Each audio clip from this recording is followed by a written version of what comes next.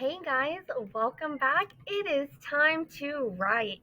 So, you just got to listen to one of those awesome pigeon books. Those are some of my favorite books to read because the pigeon is so funny the whole time.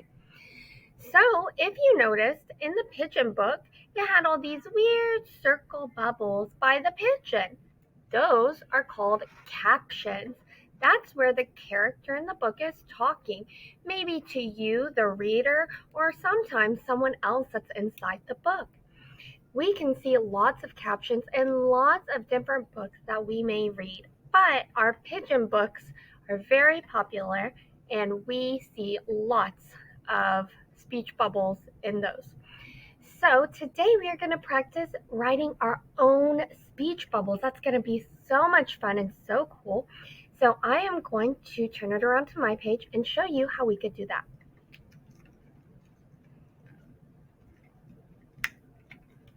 All right. So we still want to make sure we are using the writing process. So step one, we are going to think. I need to think of something that I could use speech bubbles with. Step two, I am going to draw my picture.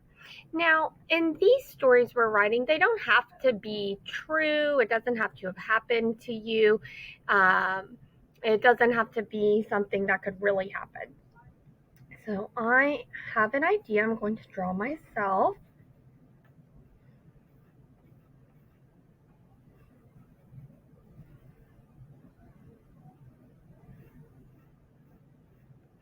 And here I'm going to draw a tree and the sun and some clouds and some grass. Here I'm going to draw one of my dogs.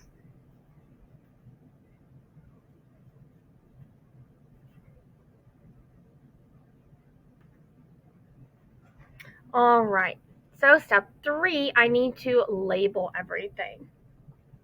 So here I am, so that's me, this is the tree, the sun, clouds, the grass, and this is my dog. Her name is Ava. All right, so this is my picture. I drew everything so nicely. I didn't scribble scrabble, and I labeled everything. So now I am going to write. I'm going to go to step four. Now, when I write this time, I'm not going to write sentences. I'm just going to do a speech bubble.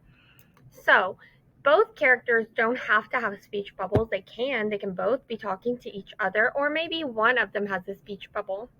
Maybe it's a thought bubble. Instead of them talking, it's a thought that you're seeing that's in their head. So in my story, my dog is going to talk. And so I'm going to draw a speech bubble here. And it's going to say, hey, I want a cookie too. And then I'm going to have a speech bubble. And I'm going to say, what? You talk? Question mark. All right. So here I have two speech bubbles because both characters in the story are talking. I'm talking and the dog is talking. So I did step one. I thought about what I wanted to write. Step two, I drew my pictures. Step three, I labeled. You can see I labeled the sun, the tree, me, the dog, the grass, the clouds. Step four, I wrote. And instead of writing sentences down here, I wrote my speech bubbles, just little circles coming from the characters' mouths. Now step five, I'm going to add details. So I'm going to get my crayons out and I'm going to color. So remember, we always color inside our pencil lines. We don't want to scribble scrabble. That does not look very nice. So I colored my dress and the grass. I'm coloring the green part on the tree. I need to color my hair. Gonna color my dog.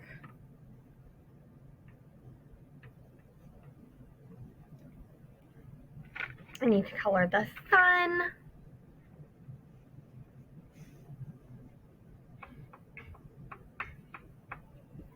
And my clouds.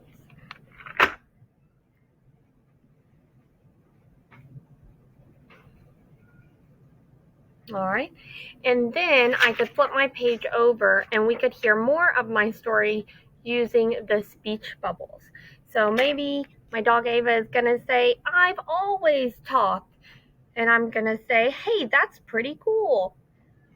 Who knows? But I can continue my story on the second page. Now remember, we don't need to use these lines down here because we're not writing whole sentences. We are just using speech bubbles today. So we're just going to draw the little circle by our character and write our words in there. All right, guys, I cannot wait to read your stories and see your speech bubbles and see what it is you decided to write about. When you're done today, make sure we are doing the front like I did and also do the back. I didn't do that today, but you are going to do the front and the back, and then you're going to put it inside your green folder in your desk so on Monday I can look at them. All right, guys, y'all continue having a wonderful Friday. Make sure you are showing your growl, listening to Miss A, and just being a star student, showing kindness. And I will see you again on Monday. Bye, guys.